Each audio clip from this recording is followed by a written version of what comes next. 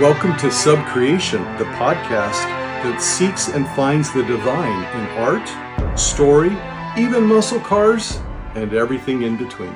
Hello, glad to be with you again. Thank you for joining me in this next installment of Subcreation. Today I want to look at the story Snow White. Now, in this case, I am looking at the Disney version of Snow White, which came out in the late 30s, 1938, 39, something like that. First animated full-length feature film. Won all these academies, put Walt Disney on the map, was the beginning of his fortune. I want to look at this because, for one reason, Tolkien didn't like Disney. And I don't think that was quite fair or right. He felt like Disney was an opportunist who was simply trying to make money off of these legitimate folk stories, and that Disney would rewrite them just to merchandise them. Now, that is true, that happened, but that wasn't Walt's doing. His brother Roy was the one who was the business mind behind the operation, and Roy would be the first one to tell you Walt had no clue about money. So I don't think that's a true, fair characterization, even though I hate to ever disagree with Tolkien. I think Disney was up to something more with what he was trying to do, especially with this, his first full-length feature animated film. Say that 3 times fast. Snow White. So we're going to look at this today because there's some real interesting sophistication that is going on here that I think the critics miss. So many of the modern critics look at this and they say, well, it's a typical tale of Walt's own a poor portrayal of women, that they're weak, and the damsel in distress, and they always need help, and the modern tastes, the modern sensibilities just reject that portrayal. I understand that portrayal. I don't think that's what he's up to. I think he's up to something much more subtle, and as I said, something much more sophisticated. So let's jump in. So when this movie came out, it was so unique. Why would you make an animated feature? He didn't want to call it a cartoon because it was aimed at children, wasn't it? No, it was aimed at children, but it was aimed at adults as well. And so this was one of the first movies in color that people would go back and see again with their children. It did make him a fortune. It did open the doors for merchandising, but that's not what he was after. He was teaching his animators to use this medium of animated filmmaking, these feature-length films, to take their artistry to a new level. They're very perceptive. The expressions that they give their characters, the way they bring their characters to life, the 3D depth that they provided along with the coloration. And you're not just seeing the same background over and over again as the character is moving. You're seeing different background scenery changes and use of light and darkness and shimmering of water and capturing the kinds of expressions that before them you just didn't see in animated film. So this was really something unique. It was an achievement, and this is why it won so many Oscars and Academy Awards and received such fanfare. I think what's going on in this film, though, is something deeper than just Walt wanting to capitalize on a folktale. He is showing us something about femininity. Femininity versus a false understanding of femininity, which is represented by the Wicked Queen. We'll look at her. But I also see that he's juxtaposing the kind of femininity that we could call innocent, a femininity that didn't know evil, that hadn't experienced it fully. So there was an ignorance there that wasn't necessarily a weakness. However, there is a weakness that does come out in Snow White, and that's her naivety, her willingness to trust evil when she shouldn't. It's one thing to be ignorant of it, that's okay. I want to be ignorant of lots of evils. I don't want to know what suicide feels like, or being addicted to serious drugs, or hitting someone over the head with a lead pipe. I don't want to know what those things feel like. I don't want to experience those. I'm fine being ignorant of those. But there's something further problematic about naivete, where you don't understand that evil is something that cannot be trusted, that you don't want to try to make friends with it. And this is the weakness that we see that comes out in Snow White, but we see how this weakness is tied to a deeper and richer strength. All right, so let's look at this. I want to start with the queen, the wicked stepmother. Now notice she's Snow White's stepmother. Now, Walt is not trying to say that all relatives, step-parents with stepchildren are like this, but we do know that in real life, many times, sadly, it is like this, where the step-parent doesn't have the same love and filial relationship with the child has with their real mother or their real father, their biological mother or father. So he throws in this dimension to show that they're living in the same household, but there's a sense of rivalry. And so this wicked queen, the stepmother, she's not enamored with Snow White, but she doesn't yet realize how attractive Snow White is. Every day she goes to this mirror, and this mirror represents her own self sense of vanity, her desire for affirmation, which is not a bad thing, so long as we know how to seek it, and we're not seeking it as an end in and of itself for ourselves alone. Unfortunately, that is what she seeks. Mirror, mirror on the wall, who's the fairest one of all? Now, I have to admit, the fact that the mirror ever told her she was the fairest one of all is kind of a mystery. But she is beautiful, and because it's a reflection of her, it shows that for most of her time as the wicked queen, she did think that it was all about her. She did think she was the fairest one, until the day comes when she starts to notice Snow White, her stepdaughter, who's starting to come into her own. And now things change, as the mirror is not giving her the answer that she wants. And her vanity, she's beginning to feel insecure. She sees a threat from Snow White. Now, why would she feel threatened? She's the queen. She's powerful. We see that she knows magic. We see that she's older. And as the queen, Snow White is just the princess. The king is apparently dead, or at least he's nowhere to be found. So why would she be so insecure? So now we're beginning to see something come out of the queen with regard to her femininity and how she views Snow White. So with the queen, we are seeing something that's getting to be dangerous. There's something out of order here. There's an imbalance regarding her own desire for power. We see that in a true balanced realm, you're going to have some chaotic forces, meaning some unpredictability, some creativity, some things that are out of the ordinary. That can be good, particularly with creative geniuses like Walt Disney.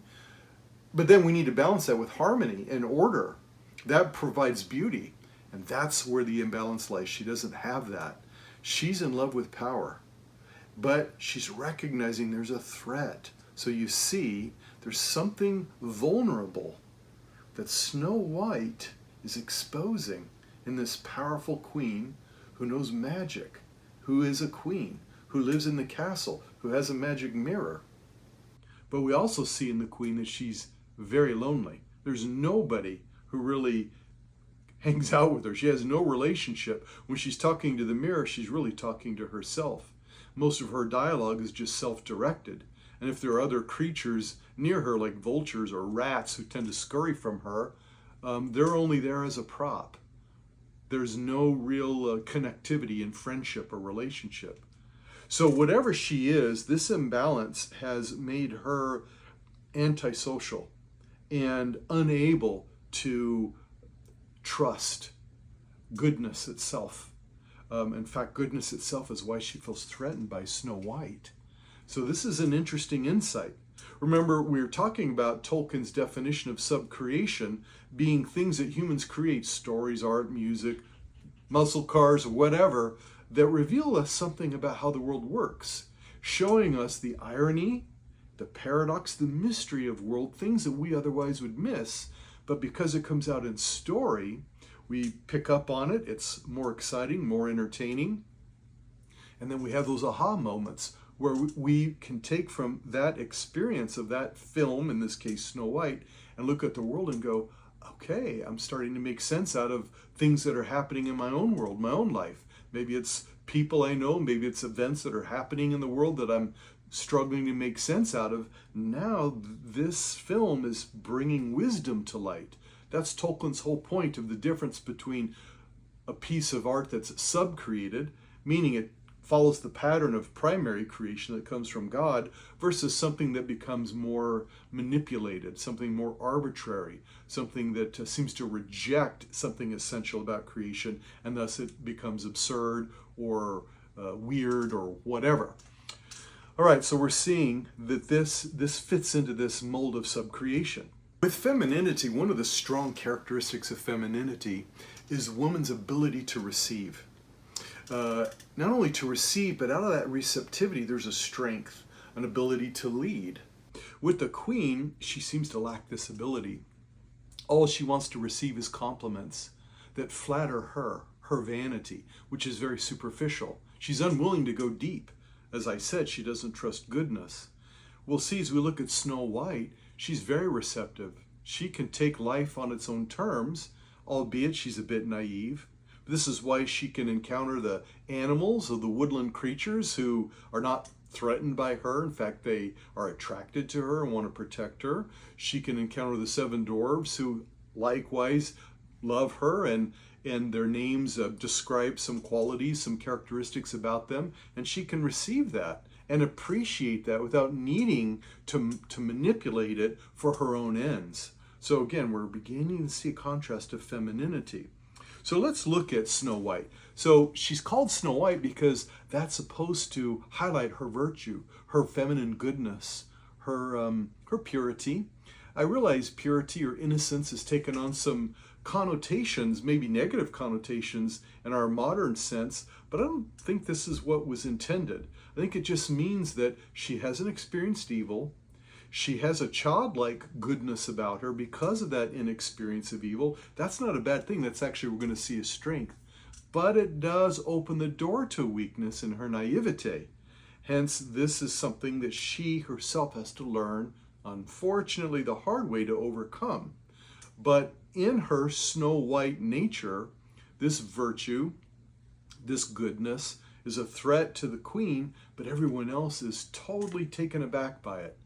It just allows them to drop their guard that's normally up. They know they can trust her, and they're attracted to her because they know they can trust her. Every other character in the story responds to her this way. That is a real strength that she has. So Walt Disney's doing something with her character. There's a depth here, just like with the Wicked Queen. There's a depth here. What makes her wicked? And we see that it's her vanity, her imbalance, her lust for power, her superficiality, her unwillingness to trust goodness, her unwillingness to love. As she's sheltered up in her own life, like she is when she goes down into her dungeon, we see that being played out. But then with Snow White, we're seeing a strength here. In every scene she appears, she's the central figure. The action revolves around her, not in a self-centered way, not like the queen, but rather in a way that everybody wants to be with her. They're attracted to her. The animals, the forest creatures, the dwarves, the prince, who encounters her right at the beginning when she's scrubbing, so he doesn't know who she is. She's wearing rags because the wicked stepmother is forcing her into labor because she wants to hide her beauty. She wants to hide her true nature as a royal daughter of the king, destined for something greater. She's trying to use her power and her manipulation to keep Snow White down.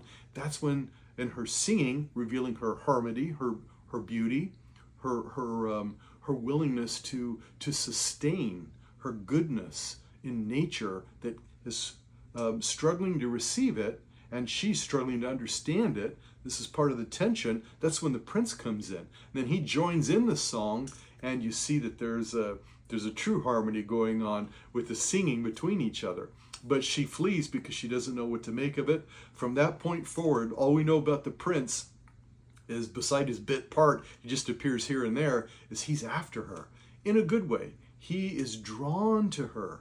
She draws him out of himself, calls him forth from his lower to his higher self so that he's willing to sacrifice. Indeed, this is the leadership that we see from her in every scene. As she wins over with her joyful spirit, as she brings order out of chaos, like when she cleans the little cottage that she finds in the woods when she's fleeing from the wicked queen. She is able to draw sacrificial love from all she encounters, from the animals, the prince, and even the dwarves. So this is not a weakness. This is not a damsel in distress incapable of helping herself. This is a person who has great power she's unaware of yet. Because she hasn't encountered the challenges of evil, she doesn't know what she's capable of doing. But the capability, the capacity is revealed as she encounters these seven dwarves in this peaceful cottage that's tucked away and hidden away.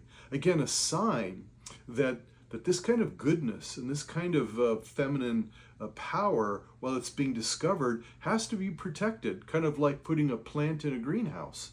So this cottage has to be protected deep in the woods where she can't be discovered and destroyed. Indeed, this is where the dwarves live for the same reason. We'll get to them in a moment because we see that they too are very innocent. And it's within this cottage that she draws the forest creatures who are normally preyed upon by the bears and the foxes and the wolves.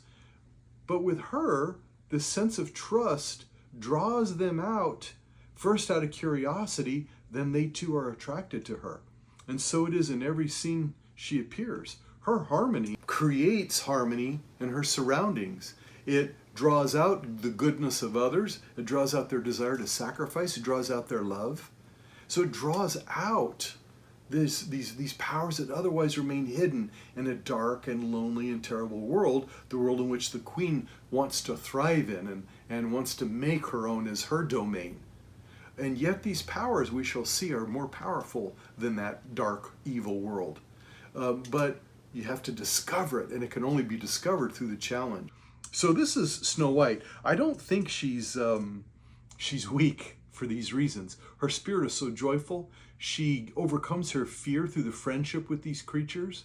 She then draws the dwarves to her side, and her goal in life, once she meets Grumpy, is to win Grumpy over, which she eventually does, so that he's not so grumpy, because he is the cynical one, Mr. Suspicion himself.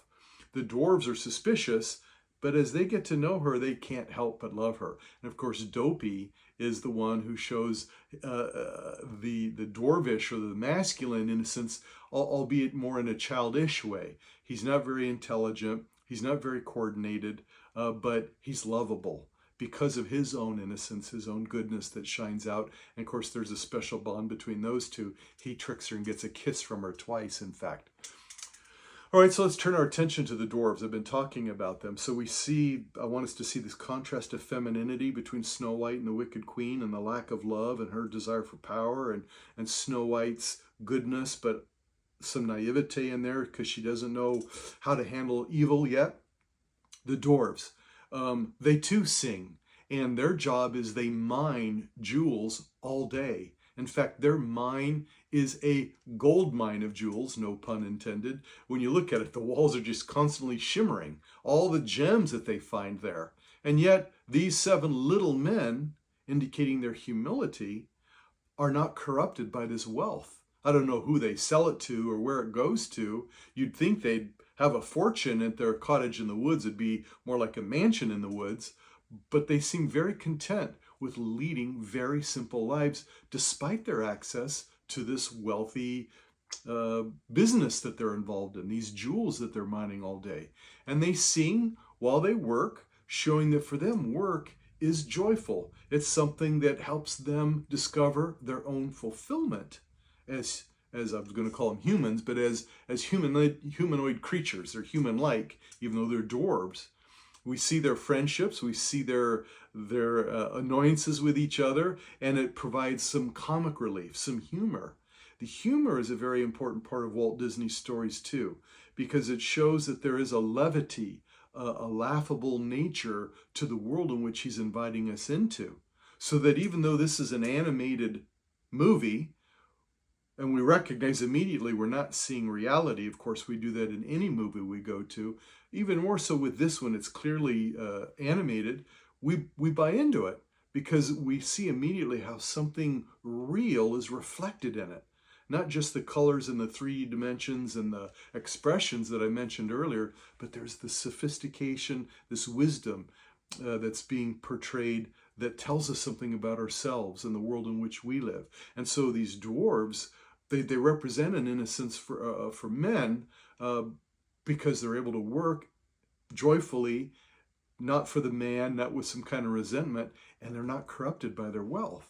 But they have access to it. They're loading these jewels into their wheelbarrows, and this in our age, you look at it, they'd be multi-millionaires if they had access to those kind of jewels. This is not their interest. So what is their interest? Their interest is just to live simply, and they're happy doing so. They value that. They value each other's friendship. There's no other women in their lives, and they seem content with that. And I realize we're so shocked with that with our own modern era, but if you've ever been to, say, a monastery that's well run, you find something similar. Men who live without women, who work, and who are happy and who aren't corrupted by their surroundings. I happen to be friends with some monks, so I know this to be the case. All right, so this is kind of a monastic existence from these guys. They come home and they find her. And she figures out their names because it's written on their beds in case they're so fatigued they forget whose bed is whose. And this self-discovery becomes exciting as they find out who she is and she finds out who they are. And of course, Grumpy's the one who's the cynic, who's suspicious, and who's giving his words of warning to the men, but so he gets won over by her. You know, in this scene with her in the cottage, this scene takes a lot of the movie. There's not a lot of action. They eat dinner, or she prepares it, but she forces them all to wash. Again, more comic relief, bringing order out of chaos because they're all filthy. She's already cleaned the place. She's preparing the meal. Don't know where they get their food from. As she prepares enough for everybody. And then they sing afterwards, and they dance, and they have a joyful time, a time of laughter, of frivolity, a time of friendship. And this is a unique feature of a lot of Walt Disney movies because he wants to emphasize the relationships, how the relationships themselves, when they are based on true friendship and love, explode, if you will, into this joyful singing and dancing. There's always this frivolous nature that you find in his movies when these friendships really get going. This makes a good middle portion of the movie. There's no other action than that. But again, he's showing how she brings harmony out of this, brings strength to the relationships, and because of the trust, they're able to laugh and dance and sing and be foolish together without embarrassment. A strength, as I said, that she has. And they're all focused on her.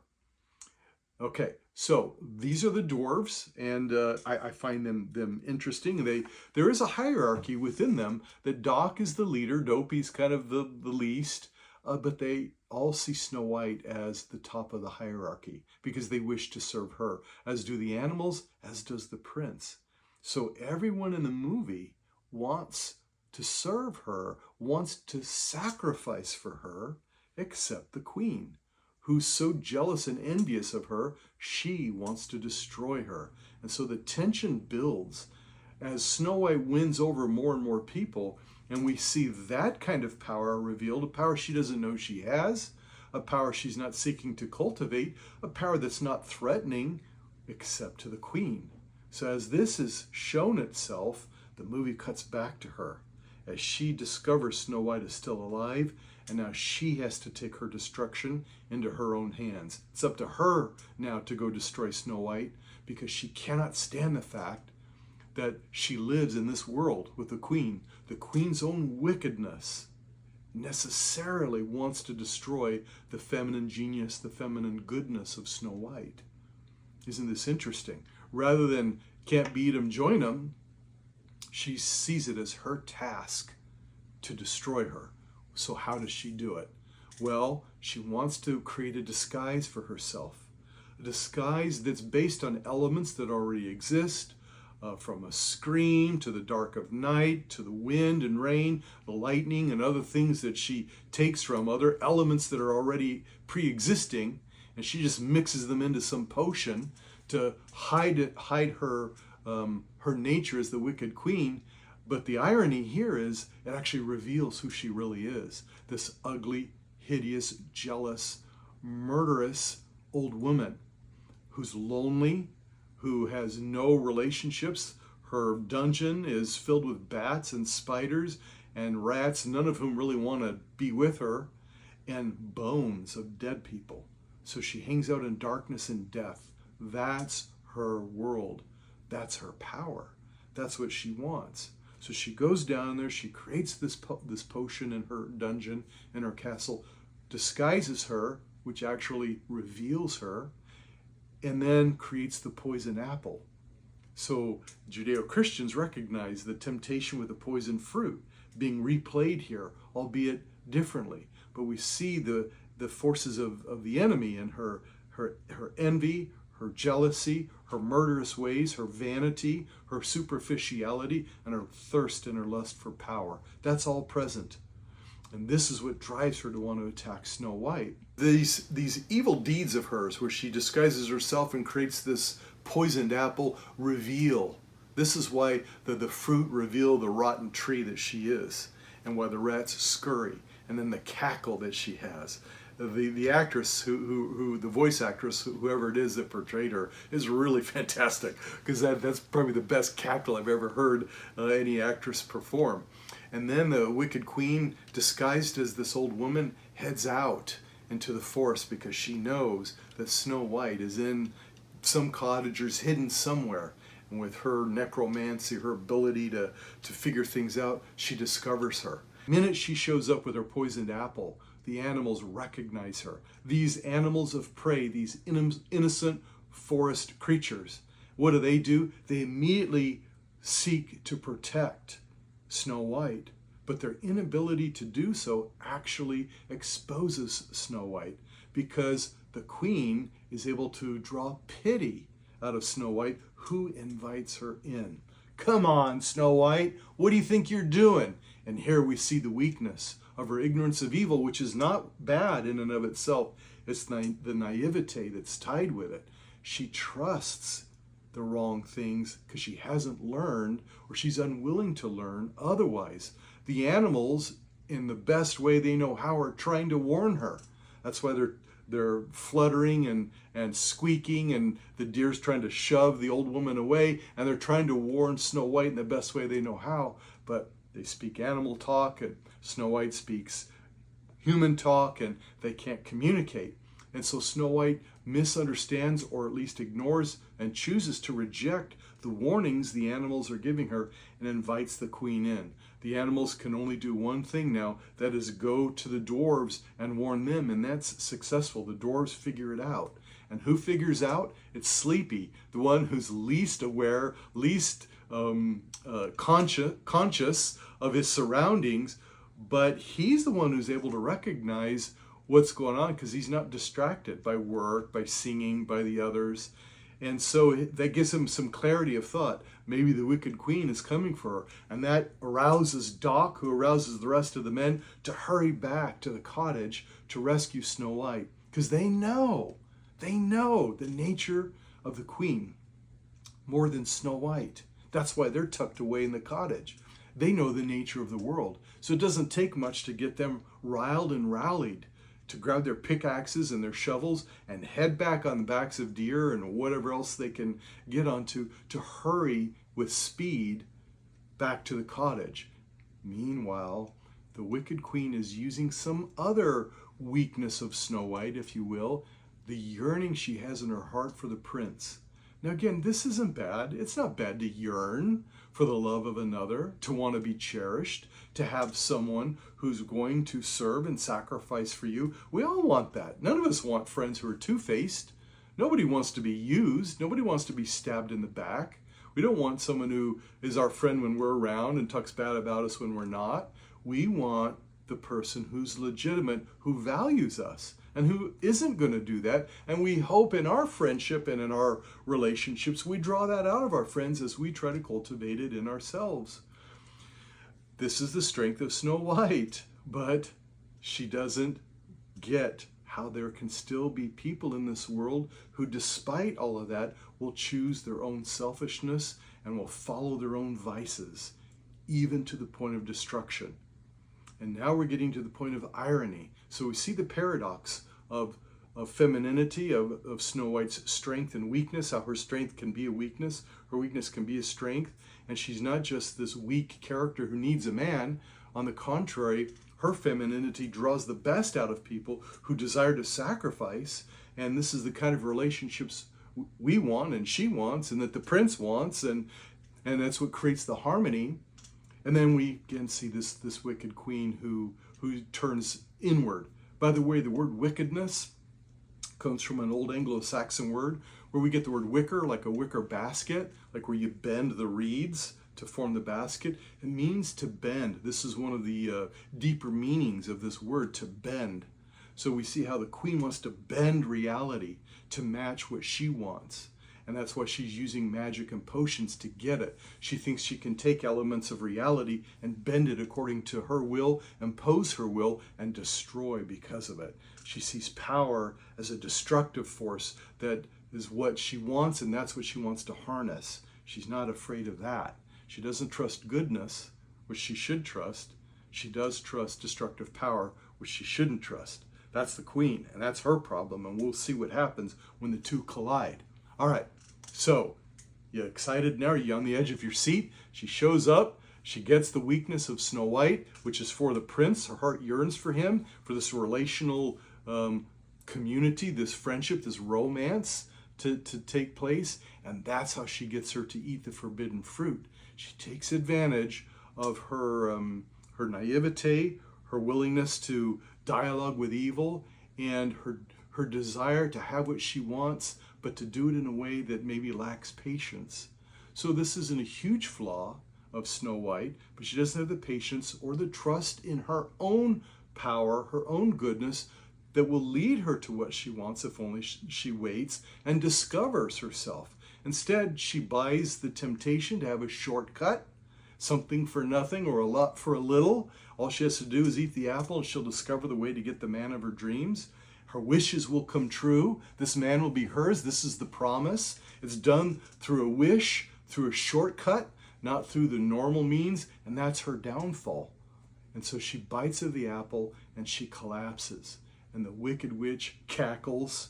The lightning, the wind, the darkness, the flashing of the lightning all happens right then.